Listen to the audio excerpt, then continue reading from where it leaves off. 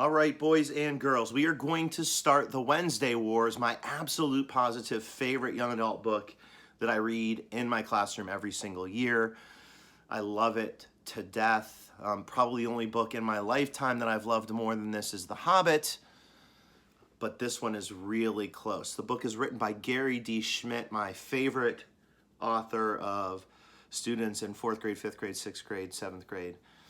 He just does such a great job doing all of our lit terms.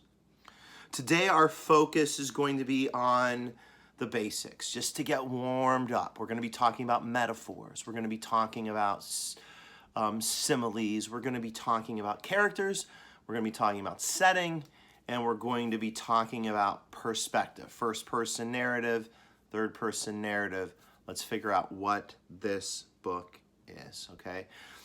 So as we go through this, if you're coming upon this and you're not in our class, I will be reading the entire book.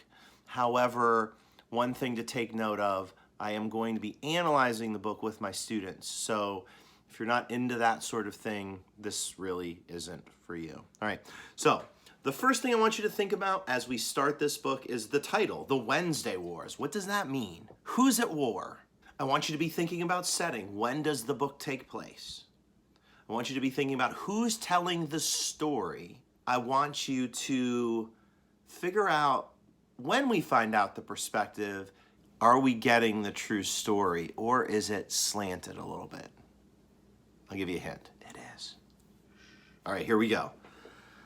The Wednesday Wars. This should be a really fun journey. Now, I do also want to warn you, I may have dogs barking, I may have cats meowing, I may have fish fishing and frogs frogging. Such is life.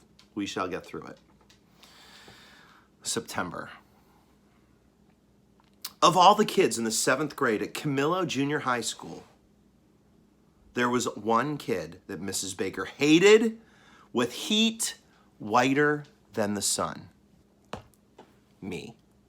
And let me tell you, it wasn't for anything I'd done. If it had been Doug Switek that Mrs. Baker hated, it would have made sense. Doug Switek once made up a list of 410 ways to get a teacher to hate you. It began with spray deodorant in all her desk drawers and got worse as it went along, a whole lot worse. I think that things became illegal around number 167. You don't want to know what number 400 was, and you really don't want to know what number 410 was. But I'll tell you this much, there were the kinds of things that sent kids to juvenile detention homes in upstate New York, so far away that you never saw them again. Now here's, first of all, juvenile detention homes.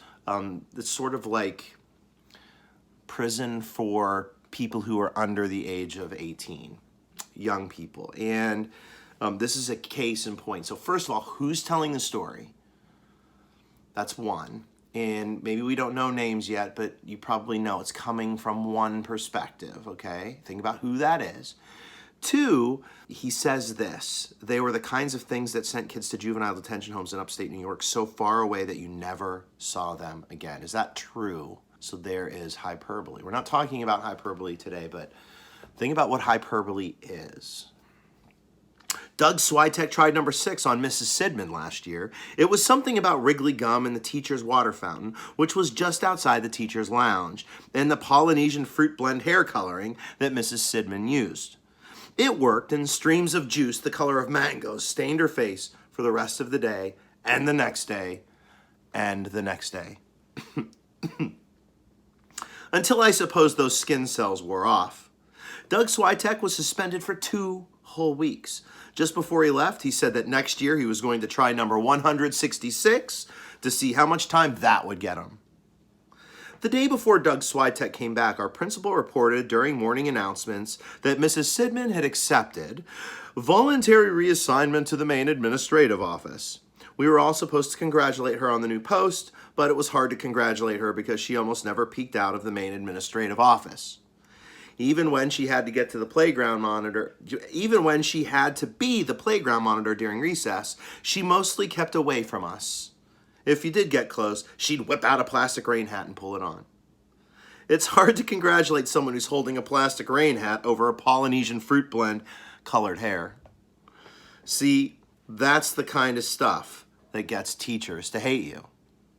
But the thing was, I never did any of that stuff. Never. I even stayed as far away from Doug Switek as I could. So if he did decide to try number 166 on anyone, I wouldn't get blamed for standing nearby. But it didn't matter. Mrs. Baker hated me. She hated me a whole lot worse than Mrs. Sidman hated Doug Switek. All right, so we have a lot of characters there. We have the main character. We don't know his name yet. We have Doug Switek. We have Mrs. Baker. We have Mrs. Sidman. And just kind of keep all those names. Those are all main characters in our story that will come in and out. So Doug Switek, again, think about how he relates to our main character. Our main character tries to stay away from him. He seems to be a bit of a troublemaker. We have Mrs. Sidman, who had one of the pranks pulled on her. And we have Mrs. Baker, who hates our main character for no reason at all. We shall see. I knew it on Monday, the first day of 7th grade, when she called the class roll, which told you not only who was in the class, but also where everyone lived. If your last name ended in Berg, or Zog, or Stein, you lived on the north side. If your last name ended in Ellie, or Eni, or O, you lived on the south side. Lee Avenue cut right between them, and if you walked out of Camillo Junior High and followed Lee Avenue across Main Street, past McLean's drugstore, Goldman's Best Bakery, and the 5 and 10 cent store, through another block and past the Free Public Library, and down one more block, you'd come to my house, which my father had figured out was right smack in the middle of town. Not on the north side, not on the south side, just somewhere in between. It's the perfect house, he said. Notice in the book that it is capitalized. Perfect house is capitalized, which is strange because perfect house is not it is not a proper noun. However, he's using it as a proper noun to make it stand out. So we want to talk about, we have Berg, Zog, Stein living on the north side, Ellie, Eni, or O living on the south side. Again, we should probably talk setting now. We're living somewhere in Long Island here, and this is in the year 1967. We're going to talk a lot about the year and talk about a lot of the place. I'm going to show you some things as we go through them that happened in 1967 and 1968 during this book. It's going to be an amazing adventure. I'm not 100% sure where in Long Island, but I'm going to give you a couple of maps throughout this so that you can sort of maybe see where this might have been.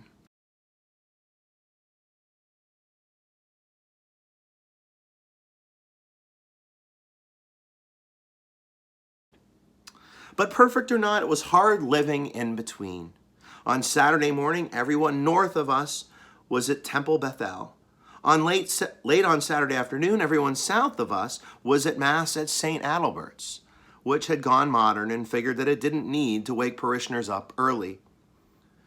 But on Sunday morning early, my family was at St. Andrew Presbyterian Church, listening to Pastor McClellan, who was old enough to have known Moses. Hyperbole. This meant that out of the whole weekend, there was only Sunday afternoon left over for full baseball teams. All right, so I do want to talk about, there's 3 different religions being talked about here. There is the Jewish religion, the Hebrew religion, and that's number 1. Number 2 is the Catholic religion, that's number 2. And then we have our main character's religion, which is Presbyterian. And we're only talking about religion because back in the 60s, things were done a little bit differently depending on where you lived. And we'll get into that in a second because our character's about to talk about it. This hadn't been too much of a disaster up until now, but last summer Ben Cummings moved to Connecticut so his father could work in Groton, and Ian McAllister moved to Biloxi so his father could be chaplain at the base there instead of the pastor at St. Andrews, which is why we ended up with Pastor McClellan, who could have called Isaiah a personal friend too. Moses and Isaiah are people in the Bible, so from way long ago. Again, more hyperbole. So being a Presbyterian was now a disaster, especially on Wednesday afternoons when at 1:45 sharp, half of my class went to Hebrew school at Temple Bethel, and at 1:55, the other half went to catechism at St. Adalbert's. This left behind just the Presbyterians, of which there had been 3, and now there was 1. Me. So just to kind of put this in perspective, in 1967, you went to Hebrew school on Wednesday afternoons, and you went to catechism on Wednesday afternoons before the end of the school day, about an hour and a half before the end of the school day. So in our main character's classroom, every single kid either went to Hebrew school or to catechism. There used to be 3 who didn't. They were Presbyterians. Now there's only one, our main character. So everybody leaves except for our main character. Now, if you were a teacher and you had one student staying, which means you had to teach that student, and everybody else left, how would you feel if you were a good teacher? How would you feel if you were a student in that situation? Or how would you think the teacher feels? I think it would be, well, personally, I think it would be really cool. It would give us an opportunity to do some neat extra things. But we'll find out what Mrs. Baker feels like. I think Mrs. Baker suspected this when she came to my name on the class roll. Her voice got kind of crackly, like there was a secret code in the static underneath it. Simile. Hauling Hood, she said. Underline, star, main character. Hauling Hood. Here, I raised my hand. Hood? Yes. Mrs. Baker sat on the edge of her desk. This should have sent me some kind of message, since teachers aren't supposed to sit on the edge of their desks on the first day of school, a day of classes. There's a rule about that. Hood, she said quietly. She thought for a moment. Does your family attend Temple Bethel? She said. I shook my head. St. Adalbert's, then? She asked this kind of hopefully. I shook my head again. So on Wednesday afternoon, you attend neither Hebrew school nor catechism. I nodded. You are here with me. I guess, I said. Mrs. Baker looked hard at me. I think she rolled her eyes. All right, so she didn't really roll her eyes. Ben Weber, I bet you know what that is. Starts with an I, no pun intended. Since the mutilation of guests into an intransitive verb is a crime against the language, perhaps you might wish a full sentence to avoid prosecution. Something such as, I guess that Wednesday afternoons will be busy after all. That's when I knew she hated me. This look came over her face like the sun had winked out and wasn't going to shine again until next June. Simile and hyperbole. And probably that's the same look that came over my face since I felt the way you feel just before you throw up. Cold and sweaty at the same time, and your stomach's doing some things that stomachs aren't supposed to do, and you're really wishing that the ham and cheese and broccoli omelet that your mother made for you the first day of school had been Cheerios, like you really wanted, because they come up a whole lot easier and not yellow. There's some imagery for you. If Mrs. Baker was feeling like she was going to throw up too, she didn't show it. She looked down at the class roll. Mai Ti Huang, she called. She looked up to find Mai Ti's raised hand and nodded. But before she looked down, Mrs. Baker looked at me again. And this time her eyes really did roll. Then she looked down again at her list. Daniel Hupfer, she called. And she looked up to find Danny's raised hand. And then she turned to look at me again. Meryl Lee Kowalski, she called. She found Meryl Lee's hand and looked at me again. She did this every time she looked up to find somebody's hand. She was watching me because she hated my guts. All right, so first of all, you want to underline Meryl Lee Kowalski, Mai Ti Huang, and Daniel Hupfer, all main characters, all Holling's friends. So again, think about, like, is she really staring at our main character Halling after every person, or is this just his perspective? Or is he using a lot of hyperbole? And I think you've probably noticed he does. He's using idioms and similes and metaphors, and he's talking big about how much Mrs. Baker hates him. Well, don't worry. We'll discover whether or not she truly does hate him or not. Of course, it is called the Wednesday Wars. Maybe we know who the war is between now. I walked back to the perfect house slowly that afternoon. I could always tell when I got there without looking up because the sidewalk changed. Suddenly, all the cement squares were perfectly white, and none of them had a single crack, not one. This was also true of the cement squares of the walkway leading up to the perfect house. Again, capitalized every time. Which were bordered by perfectly matching azalea bushes, all the same height, alternating between pink and white blossoms. The cement squares and azaleas stopped at the perfect stoop. 3 steps like every other stoop on the block, and then you're up to the 2-story colonial, with 2 windows on each side and 2 dormers on the 2nd floor. It was like every other house on the block, except neater, because my father had it painted perfectly white every other year, except for the fake aluminum shutters, which were black, and the aluminum screen door, which gleamed dully and never, ever squeaked when you opened it. Now, I underline everything, and I think it's important to notice that Holling talks about his house and how his father keeps his house as the perfect house. And I think that whenever you see a character pound home, perfect, perfect, perfect, I think you can probably note, well, I'll let you ponder that. What do you think that means? Inside, I dropped my books on the stairs. Mom, I called. I thought about getting something to eat, a Twinkie maybe. Then chocolate milk that had more chocolate than milk, and then another Twinkie. After all that sugar, I figured I'd be able to come up with something on how to live with Mrs. Baker's for 9 months. Either that or I wouldn't care anymore. Mom, I called again. I walked past the perfect living room, all capitalized, where no one ever sat because all the seat cushions were covered in stiff, clear plastic. You could walk in there and think that everything was for sale. It was so perfect. I used to have a room like that in my house where Chase Webster lives right now.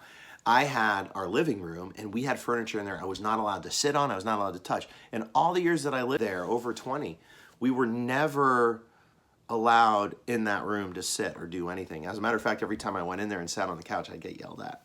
So we kind of had a perfect room like that. The carpet looked like it had never been walked on, which it almost hadn't, and the baby grand by the window looked like it had never been played, which it hadn't, since none of us could. But if anyone had ever walked in and plinked a key or sniffed the artificial tropical flowers or straightened a tie in the gleaming mirror, they sure would have been impressed at the perfect life of an architect from Hood and Associates. So Holling's dad is an architect at Hood and Associates, and an architect builds things. So now maybe it makes sense of why this place is so perfect. My mother was in the kitchen fanning air out the open window and putting out a cigarette because I wasn't supposed to know that she smoked. And if I did know, I wasn't supposed to say anything, and I really wasn't supposed to tell my father. So we walk into the perfect house, and we immediately find out that Mom's doing something not perfect. And that's when it came to me, even before the Twinkie. I needed to have an ally in the war against Mrs. Baker. Maybe that's our Wednesday war. How was your first day? My mother said. Mom, I said, Mrs. Baker hates my guts. Mrs. Baker doesn't hate your guts. She stopped fanning and closed the window. Yes, she does. Mrs. Baker hardly knows you. Mom, it's not like you have to know someone well to hate their guts. You don't sit around and have a long conversation and then decide whether or not to hate their guts. You just do, and she does. I'm sure that Mrs. Baker is a fine person, and she certainly does not hate your guts. How do parents get to where they can say things like this? There must be some gene that switches on at the birth of the firstborn child. And suddenly stuff like that starts to come out of their mouths. It's like they haven't figured out that the language you're using is English, then they should be able to understand what you're saying. Instead, you pull a string on them and a bad record plays. I guess they can't help it. So Mom doesn't buy it. Let's find out about Dad. Right after supper, I went to the den to look for a new ally. Dad, Mrs. Baker hates my guts. Can you see that the television is on and that I'm watching Walter Cronkite, he said. Now, Walter Cronkite, I'm going to be showing you a little bit of video, maybe right here.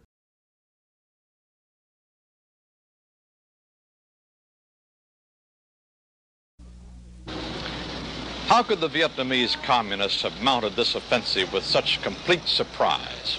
After all, the cities were supposed to be secure, except for the occasional, unpreventable attack of terrorism.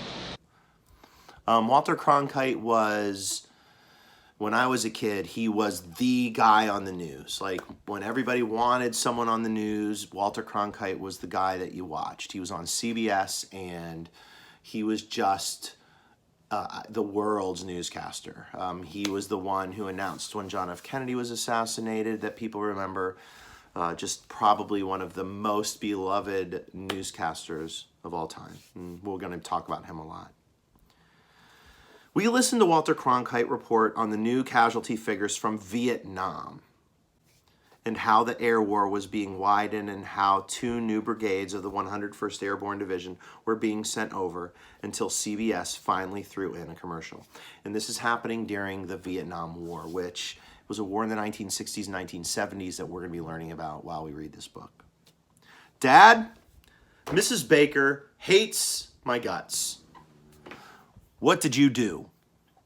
I didn't do anything. She just hates my guts. People don't just hate your guts unless you do something to them. So what did you do? Nothing. This is Betty Baker, right? I guess. The Betty Baker who belongs to the Baker family. See what I mean about that gene thing? They miss the entire point of what you're saying. I guess she belongs to the Baker family, I said. The Baker family that owns the Baker Sporting Emporium. Dad, she hates my guts. The Baker Sporting Emporium, which is about to choose an architect for its new building and which is considering Hood and Associates among its top 3 choices. Dad, so Holling, what did you do that might make Mrs. Baker hate your guts, which will make other Baker family members hate the name of Hood, which will lead the Baker Sporting Emporium to choose another architect, which will kill the deal for Hood and Associates, which will drive us into bankruptcy, which will encourage several lending institutions around the state to send representatives to our front stoop holding papers that have lots of legal words on them, none of them good, and which will mean that there will be no Hood and Associates for you to take over when I'm ready to retire. Wow. He's going into 7th grade. Even though there wasn't much left of the ham and cheese and broccoli omelet, it started to want to come up again. I guess things aren't so bad, I said. Keep them that way, he said. This wasn't exactly what I had hoped for in an ally. All right, so we learned a lot. Mom didn't buy it. Dad not only didn't buy it, but Dad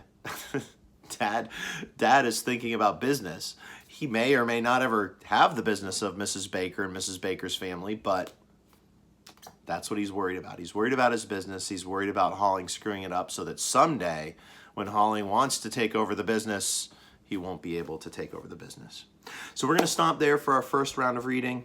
A couple of things to kind of keep in mind. We're going to be talking about the Vietnam War. We're going to be talking about Walter Cronkite. We're going to be talking about the 1960s. We're going to be talking about what wars we're actually talking about.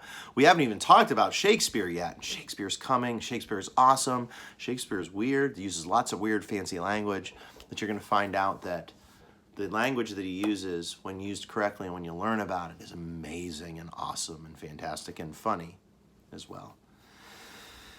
So we will pick up here tomorrow. Awesome job. Peace.